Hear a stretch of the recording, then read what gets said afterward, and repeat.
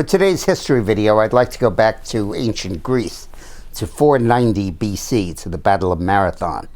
The battle is famous, of course, because the Greeks won, and Phidippides was the runner that they sent from the battlefield to Athens to tell the Athenians of the victory. And that run was precisely 26 miles long, and that has become, of course, the standard distance for marathons. Bad news for runners. Phidippides died when he reached Athens. But the Battle of Marathon had enormous consequences, not just for history, but for art as well. If you've looked at Greek art, sculptures about men preparing for war or preparing for athletic contests, they don't show macho men glaring and feeling fierce and showing their muscles and all of that. They show instead athletes and soldiers in contemplative poses, thinking, staring into space, wondering and pondering philosophy about the race or the athletic event or the battle that is to come. And that was a deliberate act by Greek sculptors to celebrate the Battle of Marathon.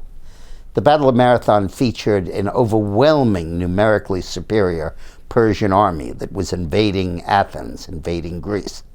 And against them, a much, much smaller force of Athenians prevailed. And the concept was that Athens prevailed not because of its physical strength, but because of its intellect and its ability to think out or to outthink the Persian army. And that led to an artistic movement that showed the athlete or the soldier in contemplation and in repose, thinking about the contest to come. In fact, what happened was the Persians under King Darius I invaded Greece, and the Greeks sent out an army to meet them. They asked Sparta to join them.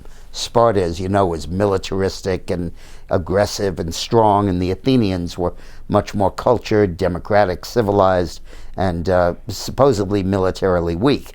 The Spartans refused to come. They claimed they were in the middle of a religious holiday. And Athens was on its own against the Persians, and very few people gave it much chance.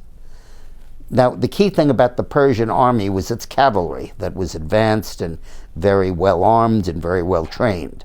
So the Greek general who was defending in Marathon decided to choose a battlefield with marshes and forests and trees that made it really impossible to deploy the cavalry.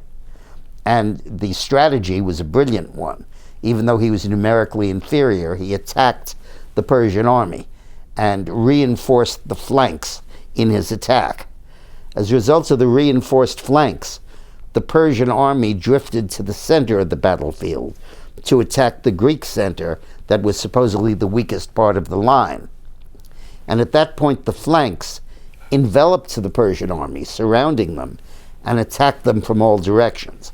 That caused total panic in the Persian ranks, and they all ran for their ships, and many, many, many were slaughtered in the process.